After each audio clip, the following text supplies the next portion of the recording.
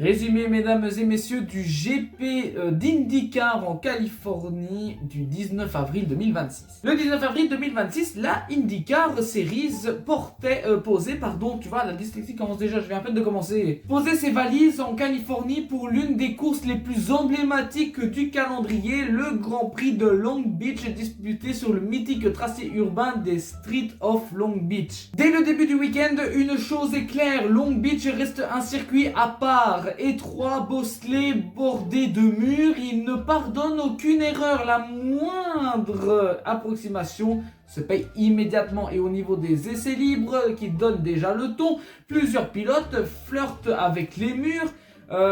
Certains les touchent, même légèrement. Les drapeaux jaunes sont fréquents, preuve de que la limite est très proche. En qualification, la tension monte encore d'un cran sur ce type de circuit. Partir devant est crucial, dépasser est extrêmement compliqué et la position en piste devient un avantage stratégique majeur. Les écarts sont très serrés, mais finalement, c'est Colton Herta qui signe la pole position après un tour parfait maîtrisé, et derrière lui Alex Palou et Joseph Newgarden complètent le top 3, confirmant une hiérarchie très compétitive. Le dimanche, les tribunes sont pleines, l'ambiance est à la hauteur de l'événement et au départ, Herta conserve l'avantage, mais dès les premiers virages, la pression est énorme derrière lui. Palou reste collé, prêt à saisir la moindre opportunité. Très rapidement, un premier incident survient dans le peloton. Un contact dans le milieu de grille provoque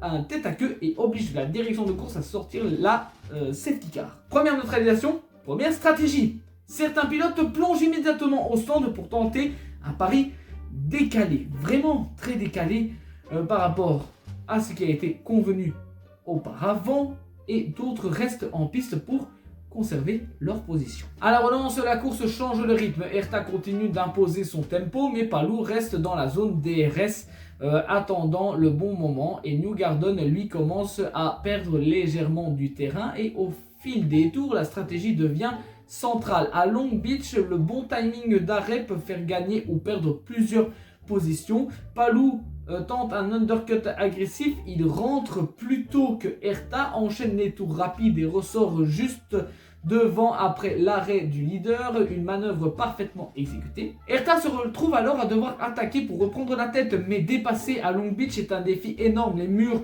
sont proches, les trajectoires limitées, et derrière, la course est rythmée par plusieurs neutralisations. Chaque incident redistribue les cartes. Certains pilotes remontent grâce à des stratégies audacieuses, d'autres perdent tout à cause d'un mauvais timing. Newgarden notamment se retrouve piégé par une neutralisation mal placée et chute dans la hiérarchie. Dans le dernier tour, la bataille pour la victoire se concentre entre Palou et Herta. Les deux pilotes enchaînent les tours rapides, séparés par moins de 2 secondes, et la pression est constante. Palou doit gérer ses pneus et son carburant, tandis que Herta pousse derrière, cherchant la moindre ouverture, mais sur un circuit comme Long Beach, défendre est souvent plus facile qu'attaquer. Puisque du coup, tu sais pas, c'est difficile de dépasser. Donc tu as du mal à attaquer, c'est facile à défendre. À quelques tours de l'arrivée, un dernier drapeau jaune vient figer les positions. Un accident de fond de grille neutralise la course et la relance se fait avec seulement quelques tours restants. Et Herta tente tout, se rapproche, mais Palou reste solide et ne commet aucune erreur. Il franchit la ligne en tête et le podium est donc du coup le suivant. Alex Palou en premier, Herta en deuxième et Newgarden en troisième position. Et l'écart à l'arrivée est faible entre les deux premiers, preuve de l'intensité de la lutte. Et derrière, Newgarden limite les dégâts malgré une stratégie compliquée et sa chute dans la hiérarchie.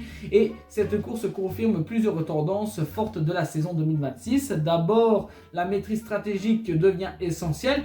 Palou ne gagne pas uniquement à la vitesse pure, mais grâce à une exécution parfaite et à une lecture de course impeccable. Ensuite, Long Beach reste un circuit où la qualification et la gestion du trafic sont déterminantes, et une fois en tête, contrôler la course devient possible à condition de ne pas faire d'erreur. Enfin, la densité du plateau IndyCar se confirme, plusieurs pilotes sont capables de jouer la victoire et les écarts restent extrêmement faibles, et ce Grand Prix de Long Beach 2026 s'inscrit dans la tradition de cette épreuve spectaculaire, stratégique et imprévisible.